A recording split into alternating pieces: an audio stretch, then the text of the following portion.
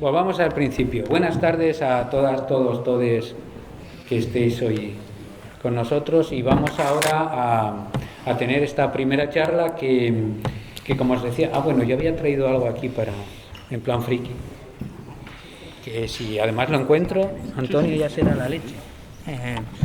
Sí, hombre. Sí, un material interesante. Habíamos traído aquí a Burundanga de la buena.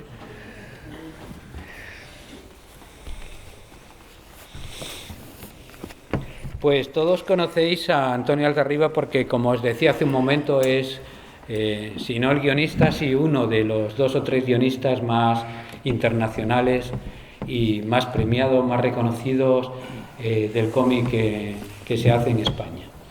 Y en su caso, además, con premios en medio mundo. Pero además, Antonio es un estudioso y un crítico y un entendido del cómic. De hecho, es el único teórico español que está publicado fuera, sus trabajos. Probablemente lo que inicia los estudios más importantes del cómic en Europa, en concreto en Francia, que es no es el primero, pero sí es de cuando ya se empieza a tomar esto mucho más en serio en la universidad y por los estudiosos. En el año 87 hubo un coloquio en Cerisy con los franceses como más reconocidos que había en el estudio en ese momento, y este aquí, que es el libro de las actas de aquel congreso, que el primer nombre que aparece en la lista junto a los míticos Thierry Gronstein o Smolderen o Lacroix o Harry Morgan está Antonio Altarriba, Francia. La cosa no paró ahí porque en otra universidad de verano que se hizo, bla bla bla bla bla bla bla bla bla, con noveno arte, entre esos mismos gloriosos autores muy reconocidos está Antonio Altarriba, también en Franchute. Pero antes de todo eso hizo una de las revistas teóricas más importantes que se han hecho nunca aquí entre nosotros, que era el Neuróptica, que es una revista sobrebuscada. Yo no tengo todos los números y él, que es un bicharraco, no me los quiere pasar, los que me faltan, y que me parece fundamental. Y todo esto de que habláramos un poco de esto y no de los guiones, que es ya más que lo hemos hecho otras veces también aquí, se le publicó el año pasado lo que era su tesis doctoral, sí, la narración figurativa, que aunque es un libro que ya tiene 30 años... 43. Dios mío. 43 años, la verdad es que es absolutamente contemporáneo, es para leer ahora. Está muy centrado en el cómic francés de la época gloriosa, de los años final de los 60, principios de los 70 hasta los 80, que es un momento de ruptura y que nos va a hacer a nuestras generaciones, a todos los que venimos de esa época, que empezamos a leer en los años 60, a finales y esto, va a ser un corte total. Pero una vez dicho esto, porque ya sabéis los guiones y el arte de volar y el cielo ahora y todos estos, yo quería aprovechar esto para que hablásemos del cómic, la teoría y esto, y quería empezar haciéndote una pregunta.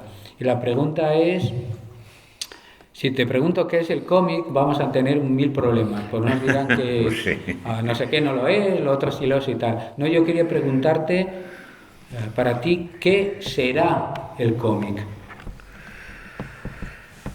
Bueno, en primer lugar, mientras me lo pienso, sí, agradeceros la presencia a vosotros aquí y sobre todo a mí me hace mucha ilusión que no sé si se han hecho muchas entrevistas o muchos diálogos en este tipo de festivales sobre un aspecto que es muy importante en la historia del cómic, que es la propia crítica y los que de una manera o de otra han ido reseñando, reivindicando, abriéndole un hueco, un espacio que le hace que ahora sea una forma de expresión pues mucho más reconocida, con mucho más prestigio, que en foros donde antes ni nos podíamos imaginar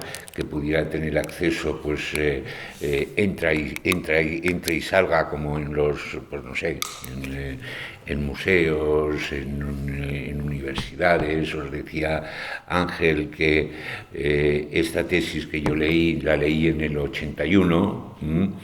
Se había leído una tesis anteriormente en el 75, que era la de Juan Antonio Ramírez, que no podemos dejar de mencionar. Hoy en día se están escribiendo en España en torno a 8 o 10 tesis en las universidades españolas. Independientemente de lo que pensemos de la universidad, todo esto es, yo creo, que un dato que nos deja claro de hasta qué punto también estos que desde un punto de vista crítico nos hemos estado interesando y reivindicando, hemos hecho un trabajo. Es más, yo recuerdo que en aquellos años 60 o 70, cuando yo trabajaba sobre la tesis, a veces sobrevalorándonos mucho, aquellos primeros críticos pioneros decían: no, quienes hemos hecho del cómic un arte somos los críticos, porque hemos sido los que realmente hemos sacado ese objeto que estaba allí perdido, olvidado entre un producto de consumo masivo y sin mucho interés artístico. Hemos conseguido hacer de él algo que merezca la pena. Pues mira, yo creo que el cómic, lo que estoy convencido es que tiene más futuro que pasado. Cuando me hablas de eso, de qué será el cómic. En mi experiencia como guionista, lo que sí os puedo decir, yo he trabajado también como escritor y tengo alguna novela y alguna recopilación de relatos por ahí publicada, y sé que este tipo de comparaciones son un poco inútiles, pero haciendo cómic, como guionista de cómic, nunca me he encontrado a falta de recursos expresivos, incluso para transmitir, para contar los sentimientos, las situaciones más complejas. Siempre hay una manera, utilizando la imagen. Es que un objeto que en un principio puede ser un objeto anodino en función de el contexto en el que aparezca, puede adquirir una dimensión simbólica. Una piedra, un objeto cotidiano, cualquier cosa, según cómo lo tratemos, según dónde lo incluyamos, según dónde lo integremos, puede alcanzar un valor simbólico que te puede transmitir pues los sentimientos, el desgarro personal que experimenta un personaje. Estoy viendo además que en los últimos años se está produciendo una diversificación de estilos. Ahora yo creo que cada autor, cada dibujante tiene su propio trazo, tiene su propia peculiaridad. Los reconocemos, los que somos más o menos familiares al mundo del cómic, enseguida reconocemos esto es un tebeo de yo qué sé, de Carla Berrocal, por mencionar a alguien de alguna de las personas que están aquí, o si es un tebeo de Queco, o si es un tebeo de cualquier otro autor, porque digamos desde un punto de vista estilístico se ha diversificado mucho.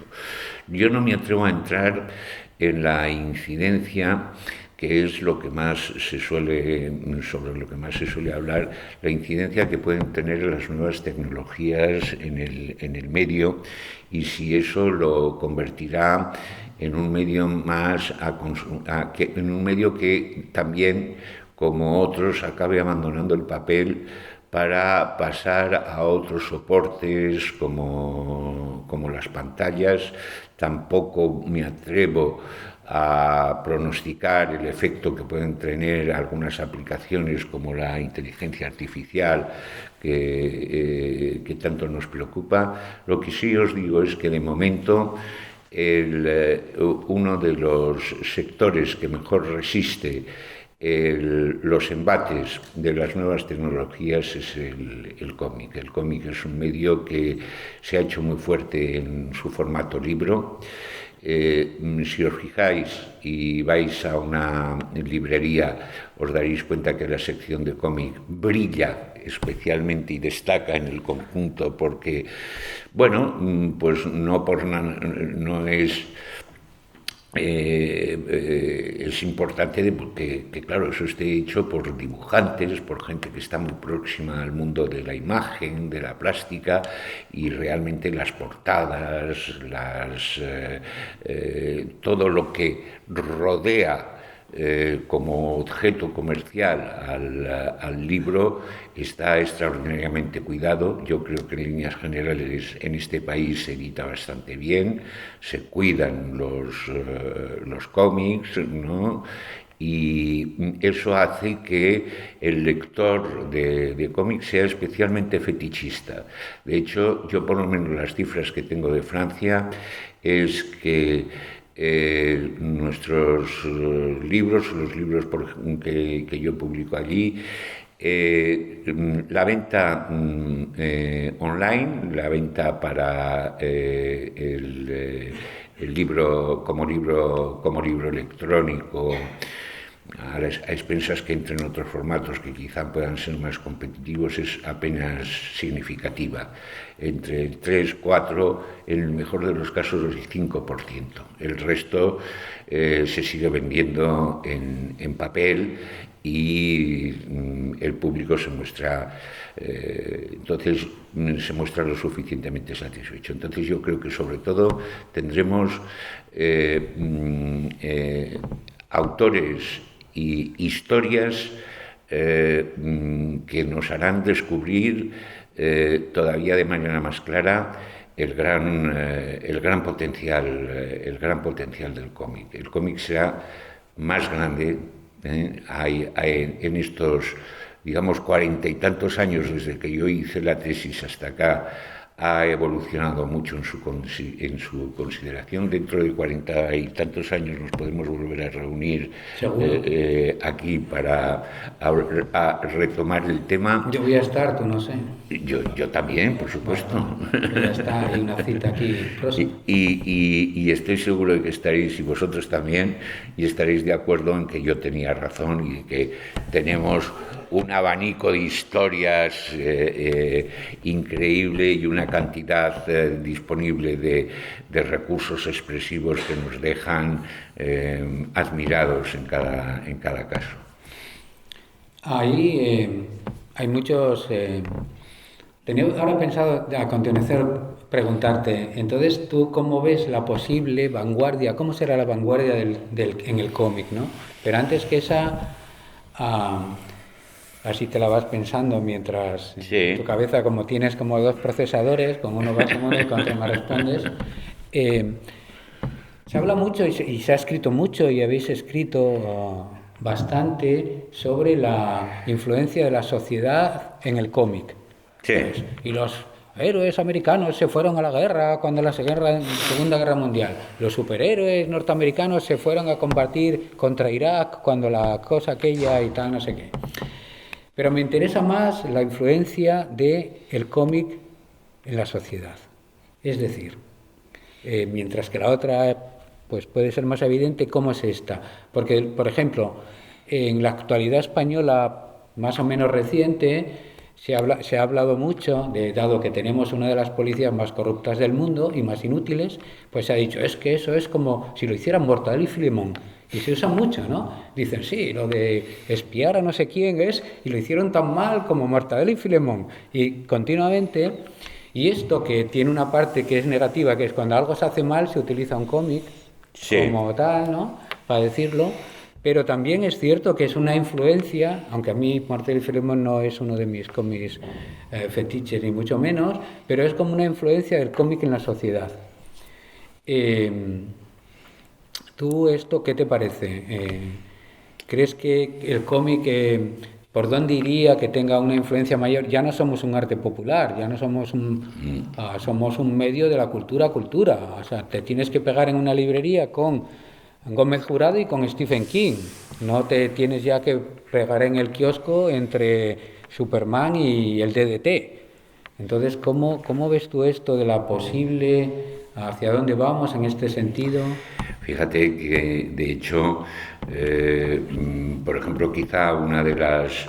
Todavía se dice, todavía lo oí recientemente, no sé a qué... Lo oí, fue por la radio, además, no sé si fue a un locutor o a alguien que le estaban entrevistando. Esto está más visto que el TVO, ¿no? Eso, lo de... Esto es algo de TVO, ¿no? Para decir algo que no tiene ni pies ni cabeza, que es inverosímil, etcétera. Entonces, esa es, digamos, algunos de los restos que queda de esa consideración, si no peyorativa, al menos condescendiente. Sí, esto es para, pues eso, para los niños, para que se te entretengan, para pasar el rato, Para los retardados. Sí, también, o como mucho, pues algo pues para tener un poquito de evasión sin evasión de la mala, porque evadirse es cojonudo. Sin mucha trascendencia, efectivamente. Eso es lo que quería decir. Bueno, yo creo que ahora cada vez tenemos más la incidencia que está teniendo ahora en la sociedad, en el cómic, es aparte de que, bueno, pues podemos ver cómo en los festivales, por ejemplo, en los actos públicos, vemos cómo hay gente que se disfraza, que intenta parecerse, que incluso admiran, siguen las pautas de estos autores. Yo diría que el cómic está dando muestras de tener una capacidad de reflejos muy importante para, con mucha rapidez, crear opinión sobre temas candentes. El libro que editáis vosotros en estas jornadas de Avilés se titula Desde el mar hasta el río. No, es en la Semana Negra. Este es el de la Semana... perdón, el de la Semana Negra. Pero da igual. Bueno, da igual, es el de la Semana Negra, pero habla de un tema de tanta actualidad como lo que estaba ocurriendo genocidio en Palestina. El genocidio que está ocurriendo en Palestina. Bien, pues un tema de esta actualidad, vemos que el cómic ya lo ha tratado, y ahí, en este libro, hacéis ya todo un listado de unos cuantos títulos que son fundamentales para entender lo que está ocurriendo hoy en día y cómo, en realidad, no es tanto la respuesta a un atentado de Hamás, sino como la continuación, de manera extrema y de manera brutal, de una política que no sé cuándo empezó a ser de exterminio, pero que hoy en día ya se ha convertido claramente en una política de exterminio. Entonces, esta rapidez en captar los temas que están en el ambiente, que están en la sociedad, y abordarlos, por ejemplo, un tema que para mí ha sido muy importante y que yo creo que también encuentra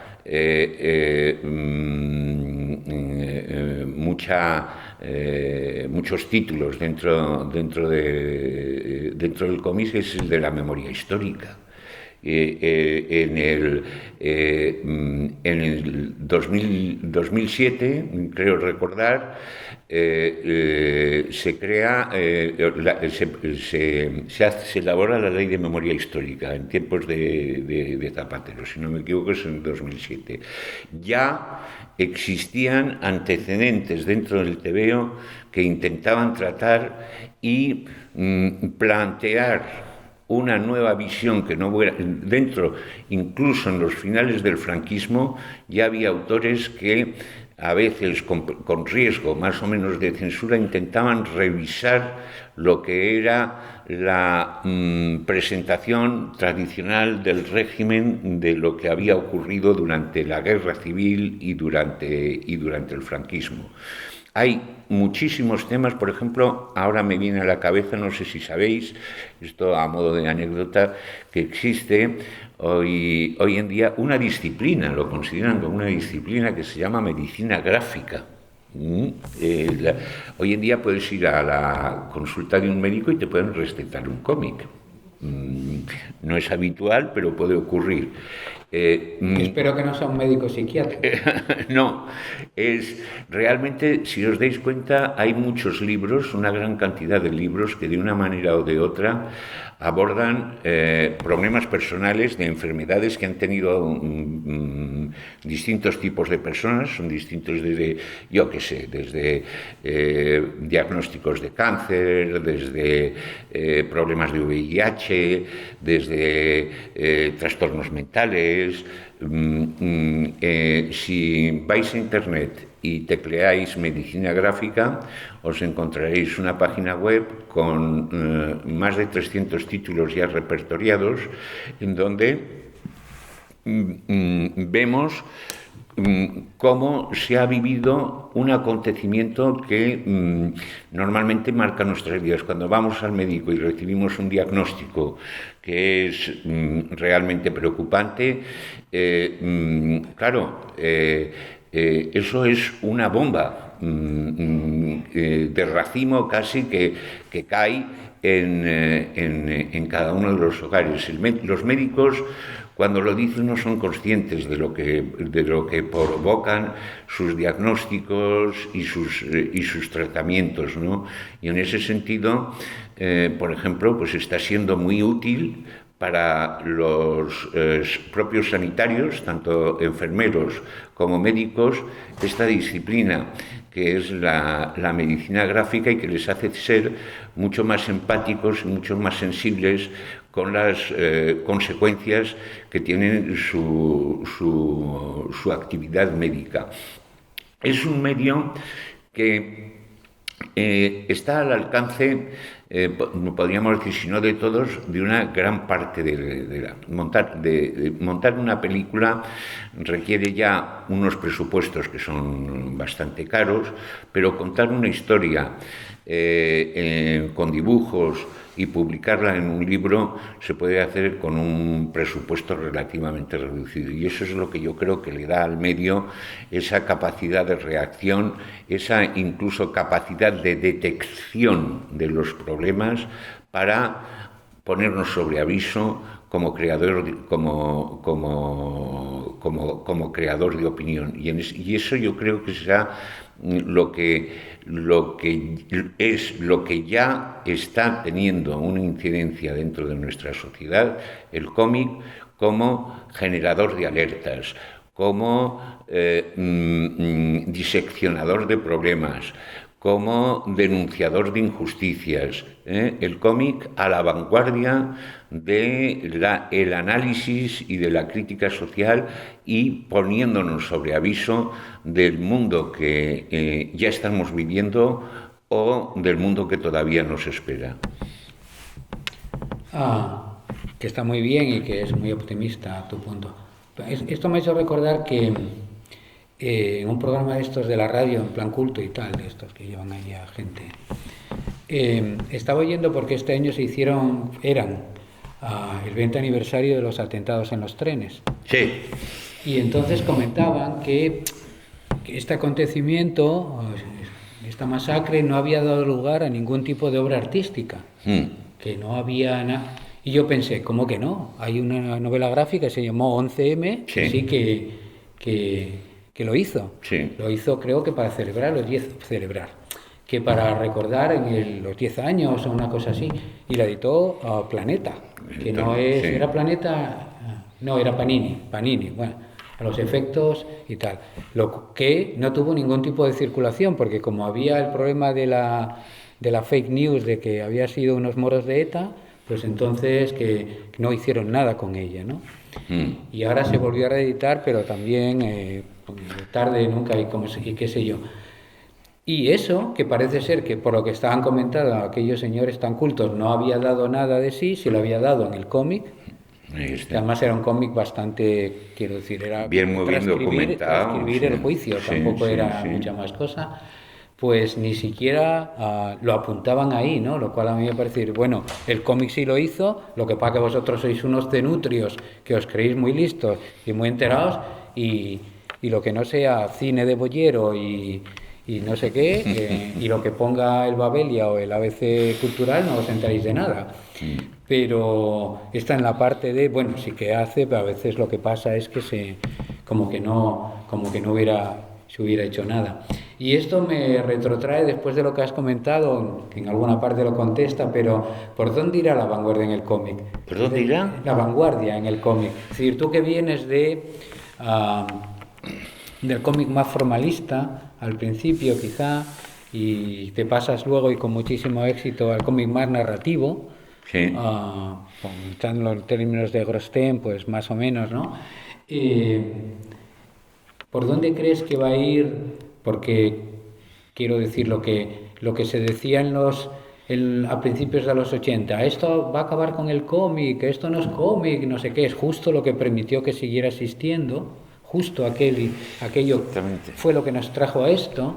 Es decir, porque lo hablábamos esta mañana, que el cómic apareció en los medios de comunicación, se volvió un medio de comunicación, siempre, a veces el cómic también un medio de expresión, siempre de comunicación, a veces de expresión. Y pasamos de eso, de estar en la cultura de masas a irnos a la cultura, o sea, estar en la librería, salir del kiosco, y ahora no sé dónde estamos exactamente, supongo que en la mercancía del entretenimiento o en la política de la banalidad, no sé muy bien dónde nos situarán o nos situaremos, pero por eso te quiero decir, ¿dónde ves ahora que puede estar o por dónde podría ir la vanguardia que condujo a que el cómic exista y se salvase cuando tecnológicamente quedó arrumbado por la televisión, los videojuegos, internet, bla, bla, bla, que siga existiendo y otros medios que hablábamos también, como la fotonovela, desapareciera y había más fotonovelas que revistas de cómic en los 60. Sí. Entonces, ese salto que se dio, ¿tú lo ves? ¿Cómo ves el próximo salto del cómic? O si lo ves o si no. Sí, es verdad que hoy en día incluso hasta se habla con una cierta frecuencia de cómic experimental, y hay una serie de autores que trabajan en esta línea, incluso a sabiendas de que es una línea eminentemente autorial, que es de difícil comercialización.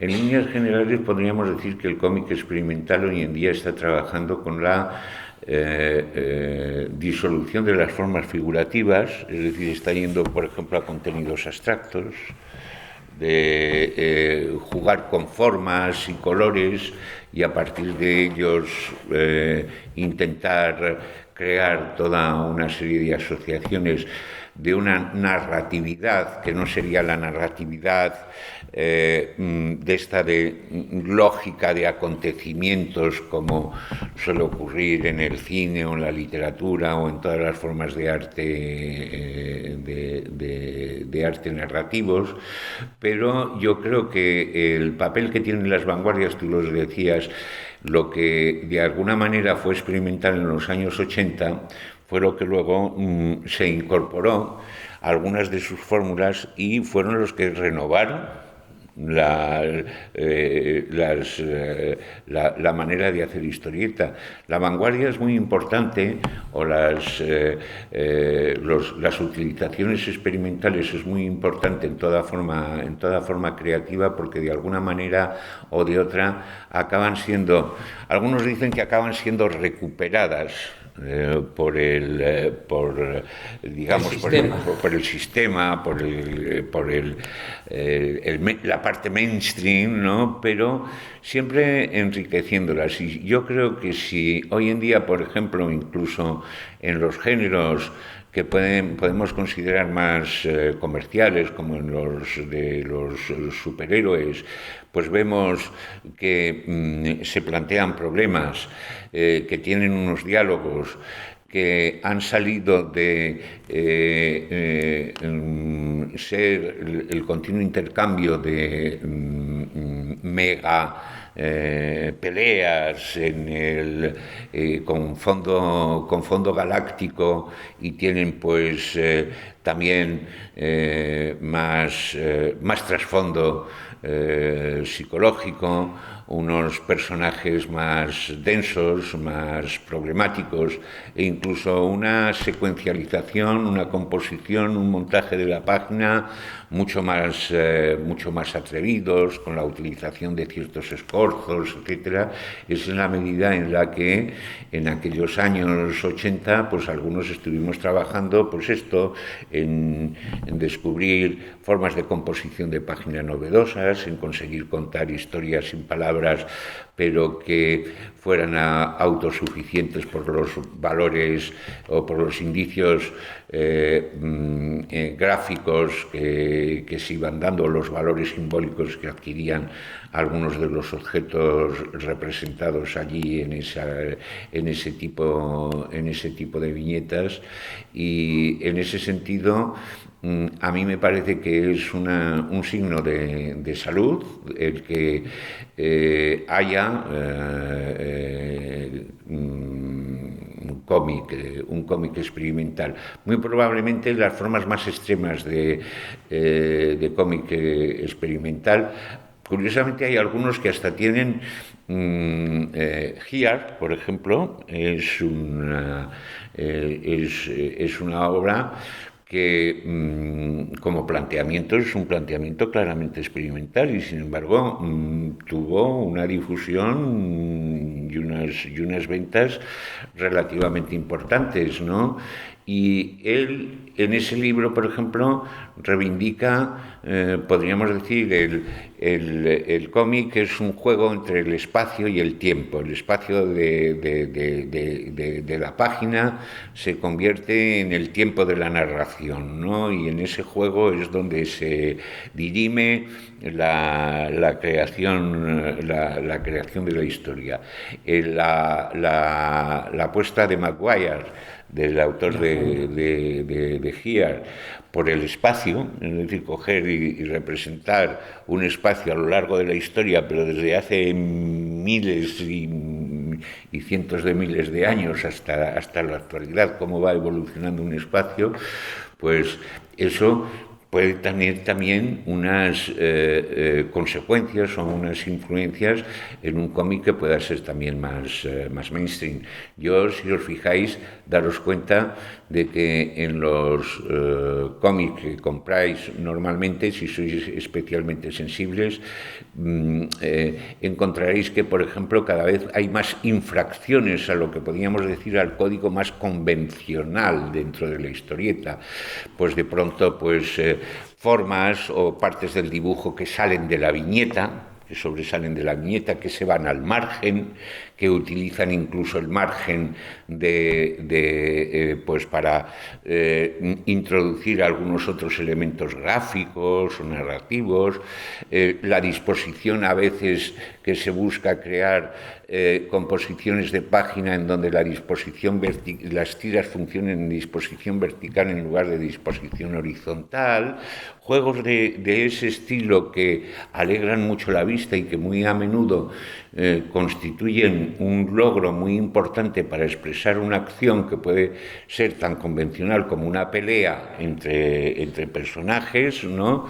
pues se están utilizando ya para secuencializar este tipo de historias más convencionales. Es decir, el que la vanguardia vaya sembrando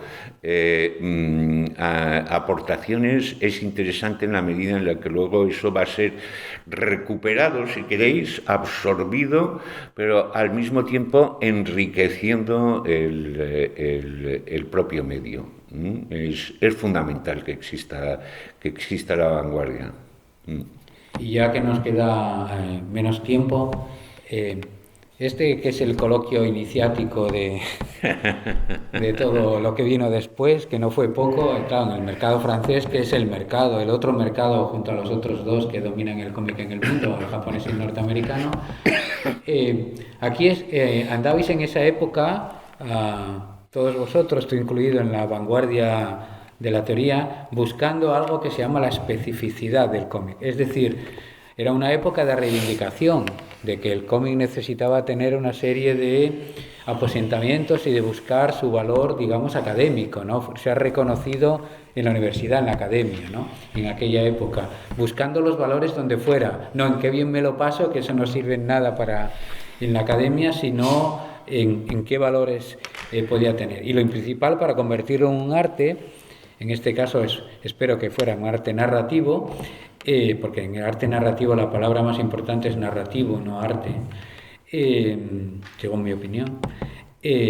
Buscabais la especificidad, qué es lo que tiene el cómic que no tienen las demás artes. Y era una búsqueda desaforada. Que duró varios libros, es como un cuento de estos de Borges, un artículo, siempre eran cuentos los artículos de Borges, de la búsqueda enloquecida de la especificidad en el cómic, de libro en libro y de autor en autor. Sí. Bueno, han pasado 40 años, decías, no sé cuántos de esto. Sí. ¿Encontrasteis la especificidad o...? Cuéntanos un poco. Sí, pero nos juramentamos para no contársela a nadie. Solo un grupo reducido y enmascarado nos reunimos con nuestras capuchas a hablar. La especificidad, nos contamos así. No, es que yo creo que fue una reacción fundamentalmente a una manera de perder ciertos complejos. Yo recuerdo que cuando se hablaba del cómic, siempre se le comparaba con otros medios. Y se decía que el cómic era la mayor, la comparación más frecuente era con la literatura. De hecho, no con el cine, con la literatura. Con la literatura. De hecho, por ejemplo, ya en los primeros autores pioneros en Francia, cuando crean una asociación que quieren que tenga ya un peso intelectual, estoy hablando de mediados estoy hablando del 64, del 65. La primera revista teórica aparece en 1962 en Francia como boletín del Club de la Bande Dessinée, ¿no? Pero en el 64 o el 65 un grupo de especialistas crean el CELEC, que es el Centro de Estudios de las Literaturas de Expresión Gráfica. ¿Cómo es debido? Claro, eso, en lugar de decir te veo, no, yo trabajo en literatura de expresión gráfica. Pero es que ya en tiempos anteriores, en el siglo XVIII, el que yo considero uno de los pioneros anteriores a Tozfer, más importantes para construir historias ya con guión propio y que es William Hogarth, un pintor y un grabador de la primera mitad del siglo XVIII. Denomina estos productos, sus series de láminas en las que cuentan una historia, lo llama teatro en imágenes. Tozer, por ejemplo, que está considerado por muchos de los franceses como el inventor de la bande dessinée. Hay un libro de Grenstein y de Peters, como sabes, que se llama Tozer, el inventor de la bande dessinée. Hablaba de su literatura en estampas. Y luego, pues, tuvimos aquí un crítico, Javier Coma, que siempre hablaba de literatura dibujada. Como Hugo Pratt. Como Hugo Pratt. Como literatura dibujada. Entonces, también es verdad que existía la comparación, la otra comparación era la del cine. Y esa era menos rica en variantes y desde luego en consideración bastante más peyorativa. Era un cine de papel o un cine para pobres, ¿no? Porque un tebeo varía menos que una entrada de cine. ¿Qué tiempos aquellos? También se hablaba de la conexión que tenía evidente con la pintura.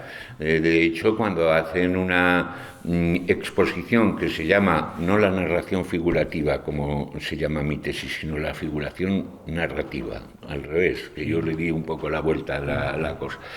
Intentan hacer una exposición en los años 60 para presentarlo como algo artístico, que en lugar de recurrir al original, que era seguramente lo que más hubiera podido impactar al público, lo que hacen es coger viñetas y ampliarlas al formato de cuadro. 2 minutos nos quedan. Y entonces, bueno, ya termino. Sí. Con esto. Y entonces, por eso lo de la especificidad era importante decir, no es como el cine, no es como el teatro, no es como la literatura. Hay algo que diferencia al cómic de todas las demás formas de expresión. Y eso realmente lo sabemos. Yo por lo menos creo que tengo algunos rasgos que sí que lo pueden diferenciar, pero os lo tendré que contar en la próxima sesión de... Antonio Altarriba. Continuará. Gracias con esta clase.